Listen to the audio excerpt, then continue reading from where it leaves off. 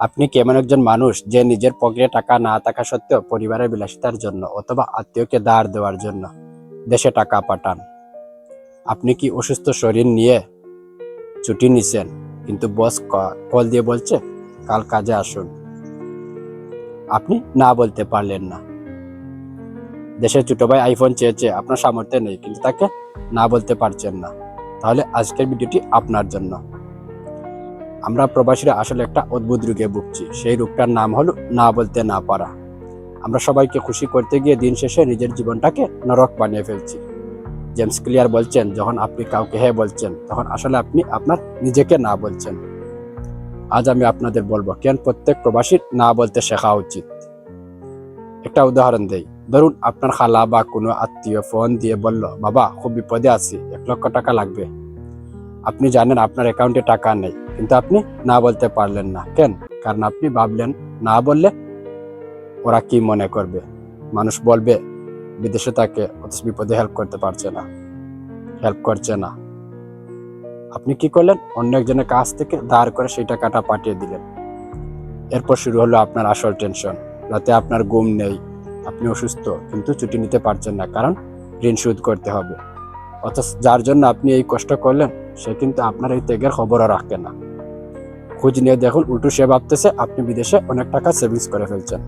একই জিনিস ঘটে কর্মক্ষেত্রে। আপনি হয়তো 10 দিন একটানা কাজ করে ক্লান্ত, শরীর বলছে বিশ্রামের দরকার। আপনি একদিন ছুটি নিলেন, হুট করে বস কল দিয়ে বলল কাল অন্য একজনের ছুটি, আপনাকে কাজে যেতে হবে। আপনি না বলার অধিকার থাকা সত্ত্বেও আপনি না বলতে পারলেন না।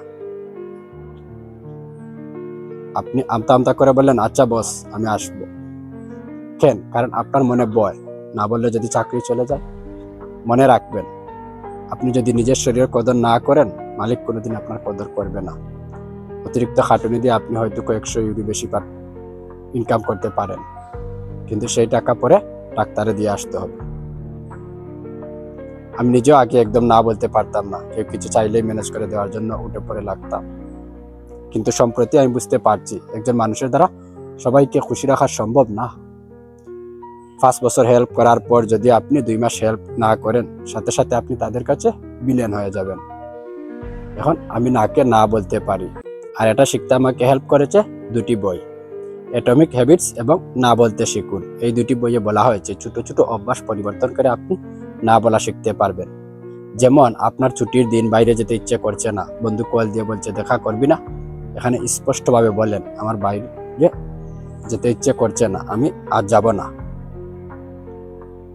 স্পষ্টবাদিতা মানে বেয়াদবি নয়, কাউকে সরাসরি না বলা মানে তাকে অপমান করা নয়, বরং তাকে মিথ্যা আশা দেওয়ার চেয়ে শুরুতেই আপনার সীমাবদ্ধতা জানিয়ে দিলেন। এটা অনেক বেশি সম্মানের। আপনার পকেট আপনার দায়িত্ব। দেশে ভাই আইফোন চেয়েছে বা বন্ধু দামে গিফট চেয়েছে, তাদের সরাসরি বলুন আমার এখন সেই সামর্থ্য নেই। তারা রাগ করবে, করুক। যারা আপনার সীমাবদ্ধতা বুঝে না তারা আপনার আপনজন হতে পারে না। যারা আপনার সামর্থ্য বুঝে না তারা আসলে স্বার্থের জন্য আপনার আপনজন। নিজের শান্তি আগে। আপনি যদি সুস্থ এবং মানসিকভাবে শান্ত না থাকেন, তবে আপনি আপনার পরিবারের জন্য দীর্ঘদিন কিভাবে ইনকাম করবেন? তাই নিজের শরীর আর মনকে হ্যাঁ বলতে হলে অনেক সময় বাইরের পৃথিবীকে না বলতে হয়। ভাই সব প্রবাসে আমরা এসেছি জীবন গড়তে, জীবন শেষ করতে নয়। আপনি যদি বৃদ্ধ বয়সে কাজ করতে না চান, তবে আজ থেকে না বলতে শিখুন। প্রথম একটু খারাপ লাগবে, লোকে আড়ালে কথা বলবে, কিন্তু দিন শেষে আপনার ব্যাংক ব্যালেন্স আর মানসিক শান্তি আপনাকে বলবে যে আপনি সঠিক কাজটি করেছেন। আপনি কি কখনো না বলতে না পেরে বিপদে পড়েছেন, বা আপনার জীবনে এমন কোনো ঘটনা আছে? কমেন্টে শেয়ার করুন, আমি আপনার গল্প শুনতে চাই। আর আপনি যদি আমার এই প্রবাসী এন্টারপ্রেনার জার্নিতে নিজেকে একজন সাহসী এবং স্বাবলম্বী মানুষ হিসেবে গড়তে চান, তবে আমাদের সাথে যুক্ত হন।